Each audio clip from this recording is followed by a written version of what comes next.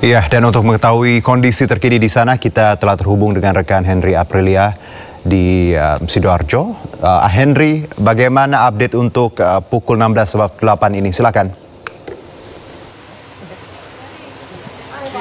Juno, sejauh ini kami memantau sudah memasuki hari ke-6 proses evakuasi sejumlah korban dalam insiden runtuhnya ataupun rubuhnya satu gedung ataupun musola dengan struktur 3 lantai yang berada di kawasan Pondok Pesantren Al-Khazini, Sidoarjo, Jawa Timur. Dan kemudian informasi terakhir yang kami terima bahwa total dari secara keseluruhan korban ini tercatat sebanyak 167 korban, dan dengan rincian ini pun yang juga disampaikan dalam konferensi pers oleh Kepala BNPB yakni Letjen TNI Dr. Suharyanto, yakni menyampaikan 118 ini jumlah korban yang selamat ataupun 103 atau maksud kami 104 jumlah korban yang selamat, dan kini juga untuk korban meninggal dunia sudah mulai bertambah. Kalau memang sebelumnya tercatat hanya ada 14 korban dari pagi hari sampai dengan siang hari, ini baru saja di pukul 14 sampai dengan maksud kami di pukul 14.35 waktu Indonesia Barat baru saja ditemukan 2 jenazah baru. Tandanya untuk saat ini totalnya mencapai 16 korban meninggal dunia yang berhasil dievakuasi kemudian dialihkan ke rumah sakit Bayangkara dan akan dilakukan proses identifikasi. Dan kemudian ini juru kamera kami, Ade Supriyatna, akan menunjukkan bagaimana kondisi terkini. Ini tepatnya di pos BNPB, dan kami pun memantau ini sejumlah korban meninggal dunia yang tercatat ada 16 orang. Kalau memang jumlahnya untuk korban meninggal dunia yang sudah berhasil diidentifikasi ada 5, yang diantaranya adalah dengan inisial MAI, kemudian MM dan MS, kemudian juga ada RCOM, dan selanjutnya ada MAU, dan sisanya ini masih dalam proses identifikasi untuk menyesuaikan data-data yang juga berhasil dikumpulkan. Dan kemudian tentunya dari lokasi ini, Jona dan juga pemirsa, di lokasi tempat terjadinya ambruknya musola, kami memantau bahwasanya pihak dari tim SAR gabungan masih terus melakukan proses evakuasi, dan disampaikan juga oleh Kepala BNPB bahwa proses evakuasi ini baru berjalan sebanyak 40% tandanya, dan harapannya di hari ini tepatnya di hari ke-6 proses evakuasi juga dapat bertambah 20 sampai dengan 30% proses evakuasi korban maupun pengangkatan puing-puing dari sisaan bangunan dan juga beton dari ambruknya musola yang memiliki struktur 3 lantai yang berada di Pondok Pesantren Al-Khazini, Buduran, Sidoarjo, Jawa Timur. Dan tidak hanya itu, adapun jumlah dari petugas juga mulai bertambah, yang sebelumnya hanya anggotakan 200 orang di hari pertama sampai dengan hari keempat. Di hari kelima dan hari keenam ini bertambah hingga 400 personil. Tentunya juga Juno dan juga pemirsa dapat kami sampaikan berkaitan dengan fokus pencarian di hari ini berfokus pada proses evakuasi di titik sentral. Yang kami maksud ini adalah bahwa yang disampaikan oleh pihak Basarnas ada 15 titik yang memang angka ini bukan angka pasti, namun setidaknya ada 8 titik dari 15 titik tersebut yang sudah berhasil dievakuasi, dan terbaru di hari kelima dan di hari keenam proses evakuasi ini sudah berhasil mengidentifikasi dan juga berhasil mengevakuasi sejumlah titik, di antaranya yang ini 4 titik. Berarti tandanya sudah ada, sisanya 3 titik lagi yang masih belum dilakukan proses evakuasi. Kalau kami pantau melalui CCTV yang disediakan dari monitoring yang ada di pos Basarnas, kemudian juga ini disediakan dan difasilitasi oleh CCTV Kominfo, memantau kami lihat bahwa proses dari evakuasi sendiri ini mengangkat sejumlah barang-barang ataupun sisaan dari runtuhan bangunan ini sudah mencapai ke lantai 2, karena struktur sendiri kerusakan ini merupakan struktur bentuk pancake yang berlapis, kemudian ini sudah mencapai di lantai 2. Bahkan kemarin pun juga ditemukan jenazah di lantai 2 yang memang perkiraannya di lantai dasar merupakan titik di mana harapannya dapat menemukan banyak jenazah ataupun korban-korban lainnya yang masih dalam proses pencarian dari data-data yang sudah ditemukan dan sudah berhasil dikumpulkan melalui konfirmasi yang diberikan oleh pihak wali santri. Dan juga selain itu Juno dan juga pemirsa, pihak dari wali santri pun kini sudah dialihkan. Kalau memang sebelumnya di ditempatkan di pos Basarnas yang berada sekiranya 300 sampai 500 meter dari lokasi.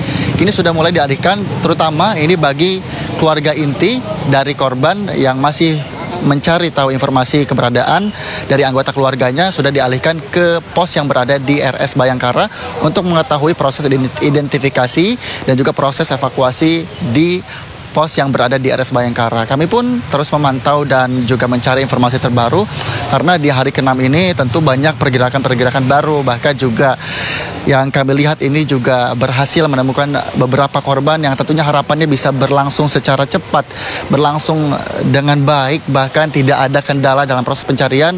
Karena kalau kami lihat ini cuacanya juga cukup terik sekali di pagi sampai dengan siang hari, dan di sore sampai dengan malam hari ini pun juga cuacanya juga cukup baik, tidak adanya turun hujan yang tentunya ini tentu menjadi harapan besar untuk wali santri ataupun keluarga korban dapat menerima informasi baik yang dilakukan, hal terbaik yang dilakukan oleh pihak tim SAR gabungan. Jono, kembali ke Anda di studio. Henry, bicara mengenai proses evakuasi sendiri, tadi Anda menyebutkan bahwa sebelumnya hanya ada 200 personil ya. Namun hari ini sudah 2 kali lipat, seperti ada 400 personil yang dikerahkan. Dengan jumlah yang sebanyak ini, Henry, apakah semua personil bekerja 24 jam atau ada jeda waktu, Henry, di lapangan? Pattern time-nya apa dibagi seperti itu dari informasi yang Anda dapat? Jurnal seperti halnya tadi yang sudah disampaikan dalam konferensi pers yang digelar di pagi hari di pukul 9.35 waktu Indonesia Barat, tentunya disampaikan oleh Kepala BNPB, ini berkaitan dengan jam operasional dari proses evakuasi sendiri. Untuk 24 jam tentunya ini berkaitan dengan alat berat yang mengangkut sejumlah beton ataupun serpihan-serpihan ataupun sisaan dari runtuhan bangunan.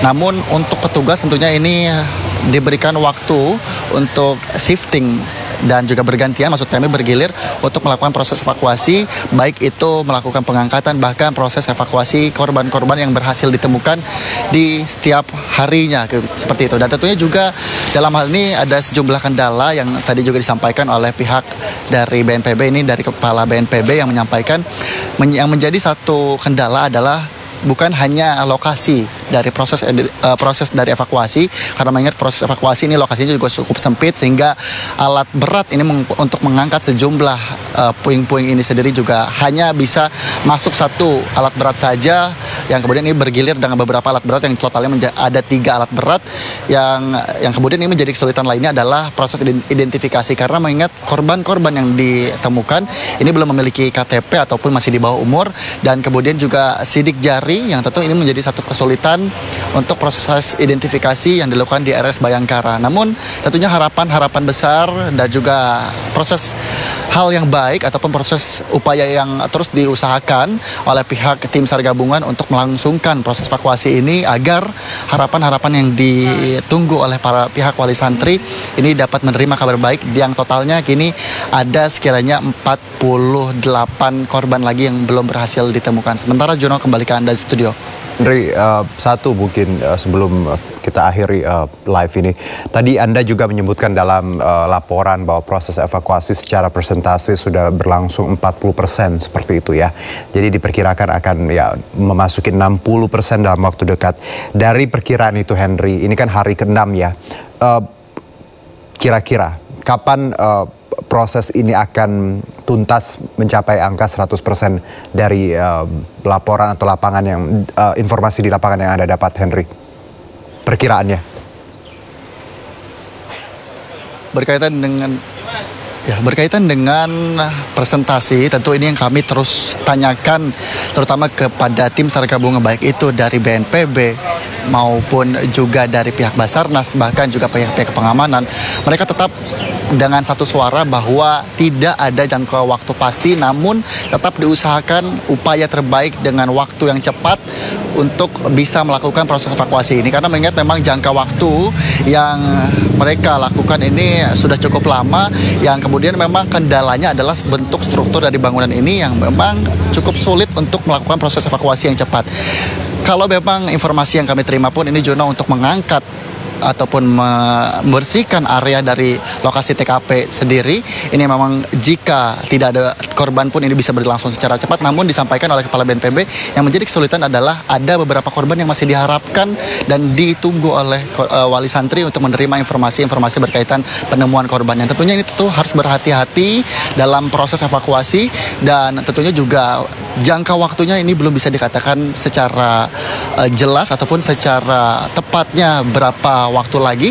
Namun kami pun terus memantau dan juga mencari informasi terbaru, terus memberikan informasi berkaitan dengan proses evakuasi yang terus diupayakan, upaya terbaik yang diberikan oleh tim SAR gabungan. Juno. Baik, Henry, terima kasih atas laporan Anda. Selamat bertugas kembali, Henry.